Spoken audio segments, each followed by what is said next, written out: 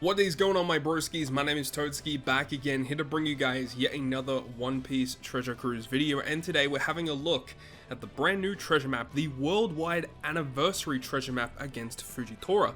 So this video is going to be focusing on quote-unquote accessible teams, so using characters, you may not have pulled for some of the more recent characters. So we are going to be having a look at each of the individual bosses and giving you guys a variations of team that can actually beat these bosses, right? So of course we have to actually wait and see what occurs when we actually get into these fights, because sometimes what is given to us in game is not exactly what we see per se. So we'll have to wait and see overall. But let's actually, before we actually break down these bosses, let's go through the new Fujitora. This is the character that we're all going to be farming for. So Isho, or Fujitora, is a quick powerhouse cerebral, but he's also super type and has a final tap. So I like that. I like that they're giving a little bit more flavor to these free-to-play units.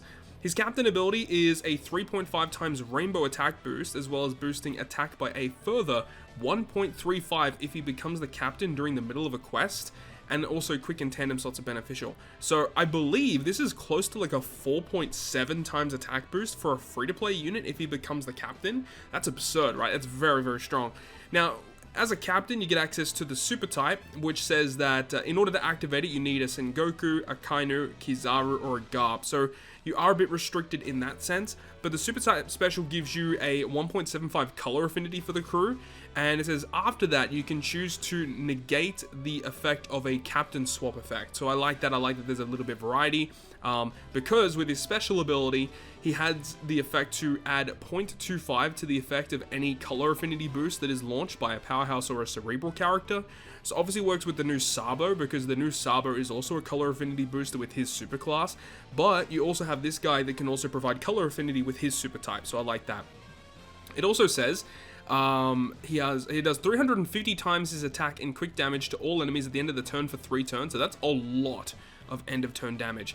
He also reduces chain lock and chain coefficient reduction by 7 turns, and if the captain is powerhouse or cerebral, when he is a crewmate, you can become the captain for 1 turn. Very, very similar to the Recruit Fujitora that we had during Sengoku's batch. Very, very similar. Now, as for his crewmate abilities, he does make quick beneficial to the crew, and he does remove 5 turns of blindness, which you don't see too often in a crewmate ability. Now, his final tap, you just have to reach the final stage, and it gives plus 800 base attack to the character. So it's not anything too special, but it's cool that it's an option if you want to go ahead and do it. Unfortunately, the support effect is nothing special. For Rumble, he gives buffs to Powerhouse, giving them level 5 attack, level 3 HP. But the special, even though at a low CT, it is just a buffing special, so it's nothing too crazy. As a free-to-play unit, I think he's going to see some kind of usage. I like the fact that he does end-of-turn damage. I think he's probably going to see play just because of that. And also because you can avoid certain captain swap mechanics is also kind of cool. But either way, that is the breakdown of the new Fujitora. It does give us a little bit more information in this treasure map that we do get additional rewards past 11 million points. I believe it goes up to 15 million points. And so previously, in normal treasure maps, we only go up to 10 million points for rewards. But now, they've given us up to 15 million, so in that additional 5 million points, you can get up to 30 rainbow gems. So this is a pretty good way to, farm up a few more gems, especially because, May 12th, the big anniversary event, is going to be coming very, very shortly. So securing any gems is going to be a good thing. You can also go ahead and purchase some ink bottles from the Treasure Bazaar, which is kind of cool. So if you want to go ahead and use any of those ink bottles to get new ink effects, is obviously really, really cool. Alright, let's go ahead and start talking about each of these bosses. The first boss is versus Barto and Cavendish, and they are a quick enemy. So remember that these first bosses, you can literally run anything, as all characters receive 5 turns of cooldown, which is really cool. And it doesn't actually show it here, but, Kaido versus Yamato is actually a boosted character, but there's some visual glitches in regards to versus units in Treasure Map, so he is actually a boosted character. Now, when you reach the final stage, there's going to be empty slots, the enemy does an end-of-turn health cutting effect, and also, all of your characters are given 2 turns of special reverse, or just your crewmates. Your captains are unaffected by this, but then there's also going to be 8 turns of resilience, and there's also going to be delay immunity, and they also have a barrier. You have to do 25 combo hits in order to break that barrier. So the way that we're getting around it here is we're just using Versus Kaido as the captain, because one special of Versus Kaido gives us the matching slots, the attack boost, the orb boost, and then we're running a non-boosted unit here, which is just this Chopperamon, which is a really old rare recruit, and his special just does an effect that can do end of turn damage, and it removes 1 turn of barrier. So it allows you to remove the barrier, the combo hit barrier, as well as apply the end of turn damage to get rid of the enemy's resilience. So even though Chopper doesn't receive cooldown, remember that Versus Kaido gives everyone minus 20 turns of cooldown. So even if they're not a boosted character, they're going to receive maximum cooldowns, which is great. So Kaido special, Chopper special, you'll clear it no problems. And then the rest of the characters are just characters that I could fit into the team that have type advantage and are point boosters. Next, we're going to look at the Bellamy fight, who is strength, and characters that are free spirit, fighter, or shooters receive cooldowns on all facets, including Versus effect and their swap effect, which is great. Now for Battle 3, you get unfavorable slots to the crew, 1 turn of special reverse, all colored slots are badly matching for 5 turns. Your health is cut down to 99%, and you have to hit 2 perfects in order to break his barrier. There is an interrupt that will occur if you change your slots around, which is why the Monkey D. Luffy is the recommended character here. Ideally, you use his super type special, which gives -1 cooldown to your crew, as well as changing all of your type slots into recovery slots. And remember, when you hit a perfect with Luffy as the captain, he's able to consume those recovery slots. So even though you're cut down very low and there is 5,000 death damage, you're not going to have to worry about it due to the nature of the way that Luffy works. So even if you don't have your own final tap Luffy 6+ as a captain, if you're able to use a friend captain, this fight is very easy. Luffy single-handedly deals with this fight, which is why the rest of the characters are additional units here. You know, these are just randomly input characters that are quick, that also receive cooldown here. You don't really need to think about it too hard. Luffy carries this pretty easily. Next, we move on to Jesus Burgess, where once again, one character is going to single-handedly deal with everything. So Striker, Cerebral, and Shooters all receive cooldowns in all facets. There's going to be 4 turns of Paralysis, normal attacks only, Slot Bind. There's going to be 10 turns of that, by the way. There is a slot barrier. You have to hit him with 2 strength slots in order to break it. You also get given Despair, 13 turns of it to the top right, as well as 5 turns of chain coefficient reduction, and also 5 turn chain attack down. So very simply, Dog and Cat are going to be the best unit here because their Super Swap is going to be fully charged. You can reach the final stage. Their Super Swap will give you a full board of slots and enables you to get an orb boost as well to the crew. And then when you launch their special, you get attack boost, you'll get color affinity, you get a defense down conditional.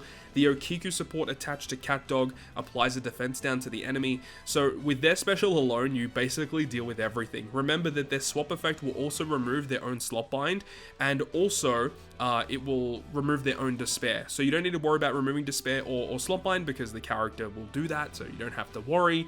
So Cat Dog, once again, single-handedly deal with this. As long as you run double Cat Dog, including their 6+, of course, as the 2 captains, the rest of the characters on this team literally do not matter. Now we get into the final of the Battle Rush bosses, which is Trebol, and this one is definitely more of a difficult one. The previous ones we talked about were actually very straightforward, very easy. Trebol is a bit different. So there are cooldowns to Quick, Dex, and Psy. There's going to be normal attacks only. There is bind given to the top row. There is middle row, get unfavorable slots. Bottom row, get block slots. There's going to be burn. There's going to be defense up. There's going to be threshold. And there's a delay immunity. And when you kill the Trebol, he's going to heal with 50% of his health remaining. And he also gives you chain coefficient reduction. So the team that you're looking at here, we are ideally using Super Tandem Ace as the friend captain here. Because with his super class or super type special, he will remove the burn for us, which is fantastic. You've got Luffy, of course, which with his special and his super class or super type will remove the threshold completely. The Bonnie gets rid of the defense up completely, and then Shank's crew can give us a chain lock for multiple turns. Of course, Ace as a friend captain gives you the chain boosting and all of that shenanigans, but the chain lock of Shank's crew makes things a bit more simple. And then the Sabu and the Zoro, the Sanji and the Zoro, should we say, give you an attack and an orb boosting effect. You can save the Zoro for the revive, just so you can get an orb boost on the revive, because Luffy already provides an attack boost, and then also Ace's super type also provides an attack boost as well. So saving Zoro for the revive is probably the safest thing to do, but again, if you use Ace as the friend captain, and then as long as you have characters that can get rid of defense up, threshold, and you have to deal with the bind as well, which is why the Sanji and the Zoro are on the team, because one of those characters removed the bind. I think it is the Sanji that removes the bind for us, so that is very, very important that you're able to remove that. But if you're able to use the 2 rare recruits of like Leonora or Ganryu, and then the Skull and Mihal, which debuted during the Global Anniversary Part 1, those 2 new rare recruits that debuted with the Ace, they essentially deal with everything on this quest here. They just deal with everything completely. You don't have to worry about it. So those 2 rare recruits in Ace are the best way to kill Trebol. So now we get to have a look at the final boss versus Doflamingo. We will be having a look at the Intrusion boss, which is Fujitora, very shortly.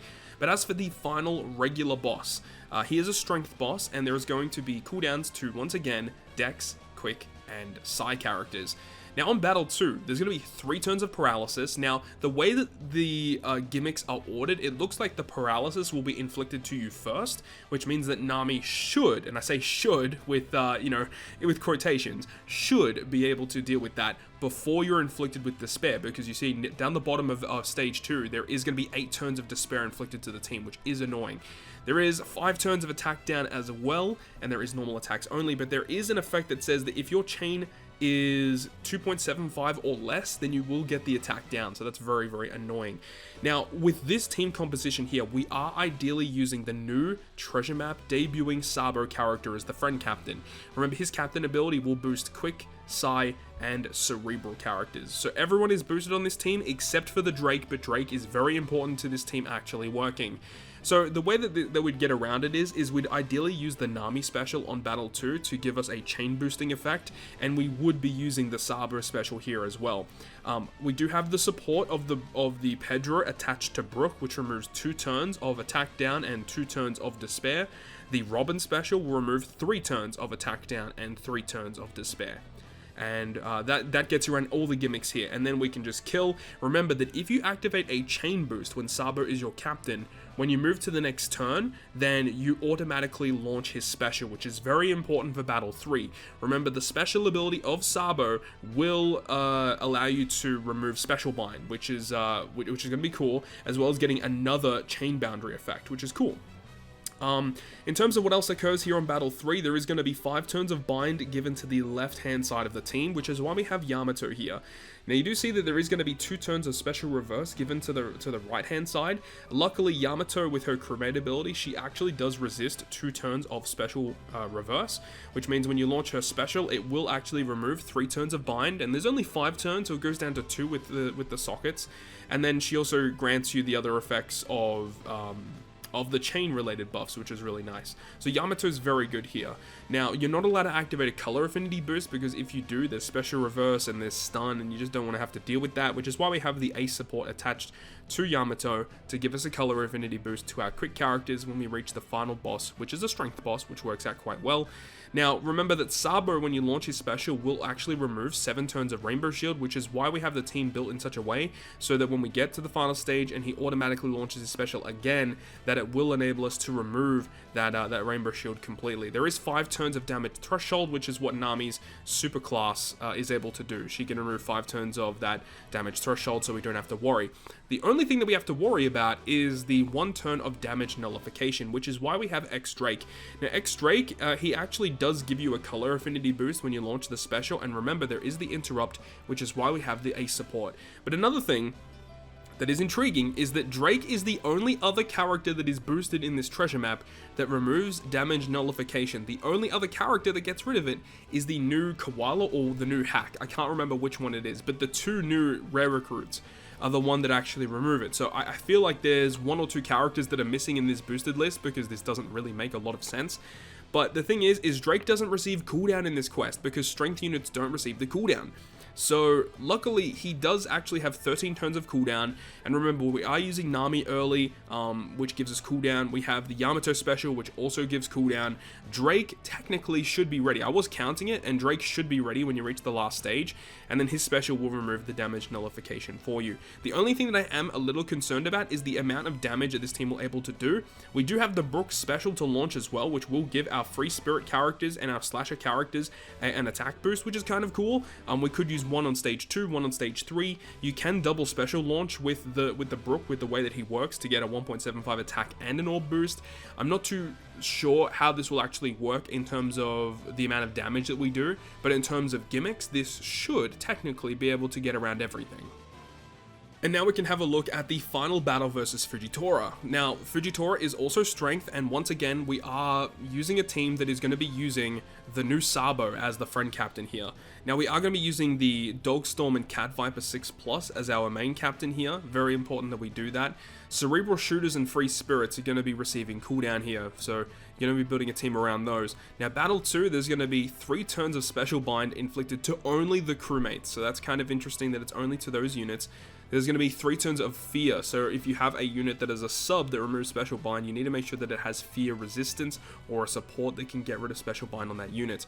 Another thing as well is that there's going to be normal attacks only, there's going to be block slots, there is going to be a barrier. I think it's a barrier where you have to hit 4 perfects, and it's actually 6 turns of damage threshold, which is ridiculous. It's a lot of damage threshold, right?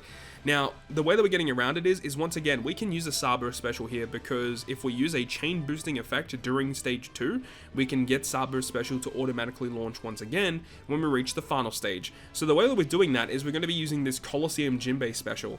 This Jinbei is really good because he gets rid of all turns of damage threshold if we have a Cerebral or a Fighter captain. So if we have our captain as Dogstorm, who's a Cerebral unit, that's going to enable us to remove all of the effects. Another thing about this Jinbei that's fantastic is he does provide a 0.5 chain addition to the team, which will activate Sabo's captain to automatically launch his special when we reach stage 3. So Jinbei is super good in Battle 2 of this Intrusion fight. Another thing, there is block slots, so that's why we have the Trafalgar Law. Trafalgar Law, which is one of the previous treasure map characters, changes block slots and type slots into matching, and then he can become the captain and stuff like that. That kind of thing isn't very important. It's just the fact that he removes the block slots for us, and he has the support of Corazon, which is going to be important when we reach the final stage. We do have the Toadskii special here, which we can technically use on this stage 2 to give us a bit of additional damage. It's going to be kind of nice because we have Cat Dog to give us essentially all of the damage that we will require on the last stage anyway. So I've actually gone ahead and changed the team a little bit right now because I just realized that there was a bit of an error because I didn't realize that the enemy Fujitora had full immunity. So the support of the Okiku that I had on Dog and Cat actually will not activate to remove some of that enemy defense. So we do actually change that up for the Bonnie instead. So Bonnie will remove 5 turns of enemy defense, which is great. Unfortunately, Bonnie does not receive any buffs from the captains, which is a bit of a shame. At least she does receive the full cooldown on this quest, which is actually kind of important. Another character that's very important here is going to be the Ezo. So Ezo will remove 1 turn of barrier, which is very annoying on the enemy side of the field.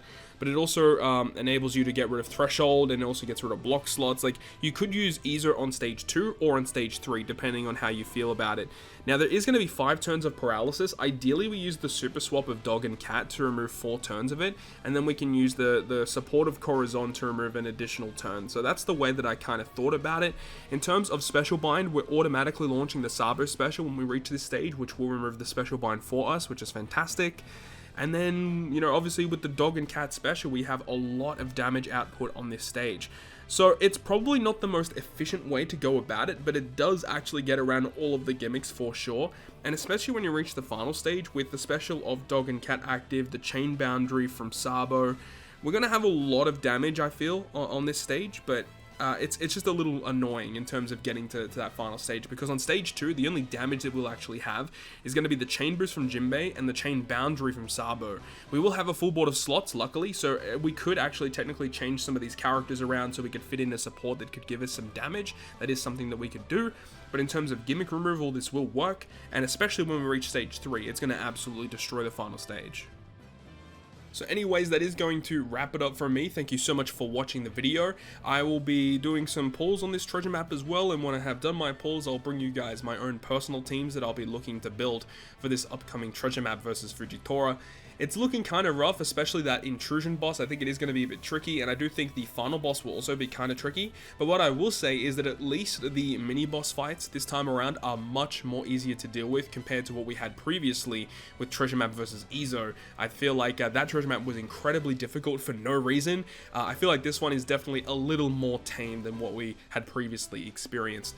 But we'll have to wait and see how things progress. Hopefully you guys enjoyed the video today, and if you guys did, make sure to go ahead and leave a like. And if you want to stay up to date with all the content that I post, including more One Piece Treasure Cruise content, make sure to hit the subscribe button down below. And that, guys, I'll see you guys within the next video.